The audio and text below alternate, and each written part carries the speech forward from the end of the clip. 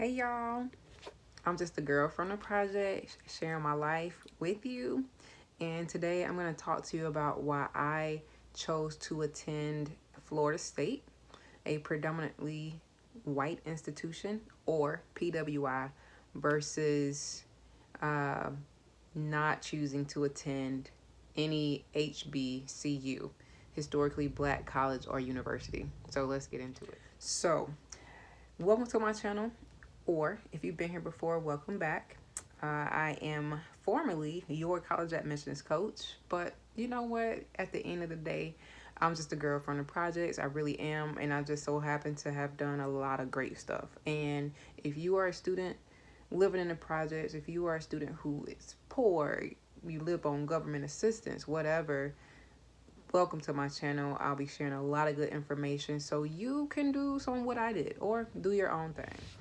So, ever since I changed my channel, this one topic has been playing over and over in my mind. The reason why I chose to attend Florida State, a PWI, versus an HBCU like FAMU or Edward Waters or Florida Memorial. And I am mentioning schools in Florida because I graduated from high school in Florida. And so it just made sense to me at the time to go to a school in that state. But this is also a hot topic for many of the students that I interact with professionally on my professional side. And students of especially black students and especially white students. White students often never think about attending an HBCU because it's an HBCU, and a lot of times, some of the students that I work with, they just never considered it because, until I tell them, hey, you can get a great education there too, especially for what you're trying to major in. And then on the flip side, black students, I think they feel like they automatically have to attend an HBCU. And I think they struggle when they are deciding which schools to attend just because of how they will be perceived. I will tell you that that was not my experience.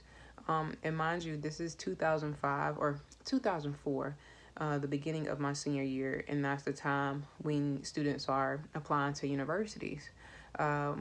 And there are several factors that come into play for why I chose to attend Florida State versus an HBCU. And so I just want to tell y'all about it. Okay, so when I was looking into what universities I might want to attend after high school, uh, I really was focusing on the schools who sent me information in the mail. And to be clear, a lot of the schools that sent marketing material were private colleges and universities. Like I received and applied to Barry University. I think that's in Miami. They are private. There's a school in Georgia. I think it's called Brenau, Brenau University. They are private. Fisk University, which is an HBCU, I think in Tennessee, they are private. I ended up applying to places that sent me marketing material because if I don't know about you, how do I know to apply to you? And this is especially important for first generation students who are going to be the first people to attend college in their family, or the first, their parents didn't attend college. These Many of these schools, they know, especially private schools, not private schools, but they know how to attract students. They do a really great job, and they hit you hard with marketing materials. And so, of course, I applied to them. Interestingly enough, I did not receive marketing material, not that I can remember, from any of the public universities or colleges in Florida. And I don't even remember receiving marketing material from community colleges in Florida, like Tallahassee Community College. I don't remember receiving anything from them, and that's like a big deal. But there's just one piece of why I was looking at certain colleges. In addition to not receiving marketing materials from many of the public universities in Florida, not a lot of schools, a lot of colleges or universities came to my high school to recruit. Um, I don't remember how many came, but there were not a lot of people who would come and set up tables and talk to, you know, the high school students about their university and what their university has to offer. And that's a really, it makes a big difference for students who don't have access to campus tours, who don't have transportation to go to a university and attend a campus tour, or if they do have transportation, their parents work a lot, and so they don't have a way to get there. So if universities can come to the high school and talk to the students, that would really be helpful. It would have been helpful for me. I think a lot of universities, I believe that they look for certain kind of students just because I think they go to certain kinds of high schools. And to be fair, there were colleges and universities that did come to my high school, which is Amos P. Godby High School, Tallahassee, Florida. Go Cougar. But I don't remember who they were, and they probably were private schools. So shout out to the private schools for getting out there and trying to recruit these students. But students, private schools are expensive, so be careful. Another factor that came into play when I was choosing universities is the people who were talking to me about their schools, like people like alumni, people who attended these institutions. Of course, I'm a first generation college student, so that in my situation, I didn't have any immediate family members who had attended a university, let alone graduated from a university or college, to tell me, hey, consider this school, or hey, consider this school, you know. I did have my guidance counselor, who was a Florida State alum, who told me about Florida State. And then I had some church members who, you know, eventually got around to say, hey, Sierra, where are you going? You know, you should look at this school, you should look at that school. And that was helpful. But again, let me tell you this. I remember feeling like they knew who I was whenever a school would send me information and it would be personalized to me. They would send marketing materials to my family's home and it would be personalized. It would be like, Dear Sierra, you know, such and such and such, or Dear Sierra, or Miss Smith, or whatever it was. That made me feel really good. And that's why I applied to those schools. And mind you, I'm not knowing that at the time, I didn't know the difference between a public university and a private university. I didn't know the cost was astronomical. Thank goodness I ended up attending a public university. But anywho, yeah, so personalized letters, receiving that stuff in the mail, having people come to our campus, having family members or church members or educators talk to me about the schools that they attended and their experiences, that is really beneficial for students, especially first generation students who don't have the guidance, who don't have the resources, who don't have access to these institutions. So yeah. Okay. So I applied to the schools that sent me stuff in the mail. And then, thanks to my guidance counselor, I ended up applying to Florida State. Now, Florida State wasn't ever on my radar. I wasn't checking for Florida State. Florida State wasn't checking for me. But my guidance counselor was like, look, you apply. It won't hurt to apply. And so I did. They had an online application system at the time, which was really awesome because this is 2004. So, you know, the internet of 2004 is not the internet of today. In fact, when I was in high school in 2004, we still had floppy disks. When I got to Florida State, I came with a floppy disk and was introduced to a USB. And my USB cost like $50. Okay, but I applied to Florida State. And then I applied to FAMU. If you are watching this video and you are familiar with Tallahassee, you know that it is a college town. There are two major universities in town, and there is a major community college in town. There is Florida State University, go Noles. There is Florida A&M University, which is Florida Agricultural and Mechanical University, FAMU. And then there is Tallahassee Community College, which is a really big community college in the state of Florida. And all three of these institutions are located in Tallahassee. Now, I did not apply to TCC. I should have. But, my high school at the time, schools at the time, even today, they really weren't pushing community college. I wish they had have, because I work at a community college now, and I love what we stand for it. I'm all about it. But nobody pushed that, so I didn't apply to TCC. But go Eagles. But I did apply to Florida State, and I applied to FAMU at the same time. And let me tell you what happened. So, I completed my Florida State application. It was done online. And I remember I completed it like just before the deadline. Just because, again, I wasn't checking for Florida State, and they weren't checking for me. And my guidance counselor was looking out, so I applied because of him. And I also applied to FAMU because there was a lady at my church, and I think she's still there in Tallahassee. She worked at FAMU. A lot of people worked at FAMU at my church, and they were alum of FAMU. They were alumni. And so I applied. FAMU had a paper application at the time, but that was normal for 2004.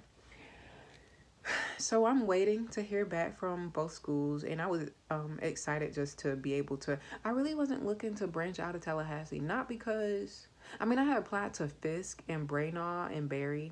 They are all in different cities, and a couple of them are in different states. But I really wasn't trying to move. It would just seem like a lot to do. I just was trying to go to college because people expected me to go to college. So I'm waiting on the schools to let me know that I had been accepted. And you know who hit me back first? Florida State. I applied to both of those schools at the same time, and Florida State hit me up and said congratulations, whatever else that they say, and it was Florida State. Some people would deny or not accept the offer from Florida State, but this little black girl from Thomasville, Georgia, from the West Side Projects, she was like, yes, honey, because guess who went to Florida State and who's from Thomasville? Charlie Ward. The female basketball star, I do not remember her name, and I'm so sorry. If you ever watch this video, I'm so sorry. Lakeisha, I think her name was Lakeisha, and I cannot remember her last name, but they were from Thomasville. One attended Central, Charlie Ward, and then Lakeisha, she attended Thomasville High School, and I think she was coached by Coach Marty York. Anywho, they went to Florida State, so come on, Sierra, let's go to Florida State. And so I was set on going to Florida State. I still had not heard back from FAMU at this time, y'all. No shade, no tea to FAMU, but I had not heard back from them, and I wouldn't have mind attending FAMU, But anyways, so I am set to go to Florida State, and I'm ending my senior year, and I've got my housing set up, and I've already been notified of my financial aid award. I basically went to school for free. I did. And probably about a month before I graduated high school, FAMU sends me a letter to let me know that I've been accepted.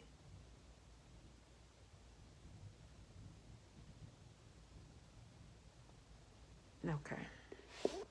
I had to let y'all let that sink in because, again, Florida State had admitted me or offered me admission. I think I applied in November, and I found out in probably January of my senior year. I had applied to FAMU at the same time.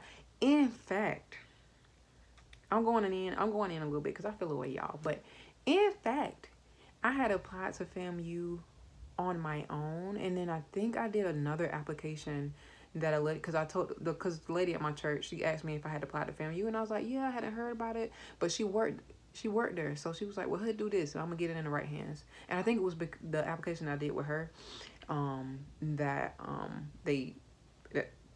anyways, they offered me admission like a month before I graduated high school, and I had already paid my money to Florida State, so I was going to Florida State. I was not changing. Um, yeah, so that is really why I chose to attend a PWI, Florida State, versus an HBCU. Um, yeah. So, if you are a college or a university, here's some things that you need to remember. Please, please, please recruit at your local high schools. Send people out to the schools, set up tables. It's free. And the schools want you to be there. If the schools don't want you to be there, the students want you to be there because we don't know. You think we know? And you think we know because you work there and you see this stuff every day. So you think we know about you, but we don't. We don't know. So come out and recruit. If you can afford, send marketing materials. It could be as simple as a brochure with the students' information personalized, like Dear Rachel or Dear Brandy or Dear John.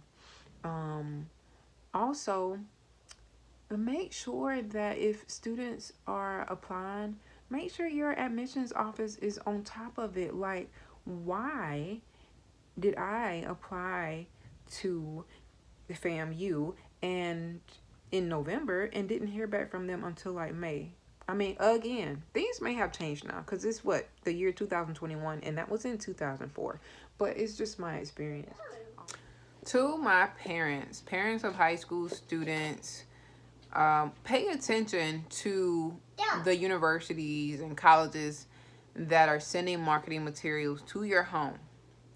As I have stated, private institutions and for-profit institutions are marketing geniuses. They are very good at targeting the students they hope to attract. And my thing with deciding on which college or university to attend, if college A is going to cost you just a fake number, $15,000 for a bachelor's degree in education, and college B is going to charge you $45,000, go with college A for $15,000 to get a teaching degree. You have to make sure, and this didn't affect me because I went to a public university, but this is something that especially first generation students, minority students, poor minority students, poor students in general, students who don't have family members who are college educated, so they don't know about the return on your investment.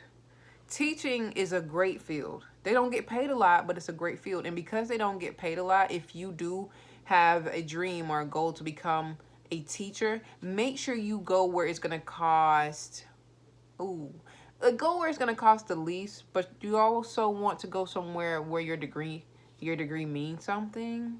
I'm not going to call any names. I'm just saying, I'm going to say public universities, and there are a ton of private schools whose degrees mean something. But do your research. There are some degrees that are not worth the paper they're written on, okay? But anyways, so pay attention to marketing materials that come to your house, parents. If you can afford to, if you have the time to, go on campus tours with your students.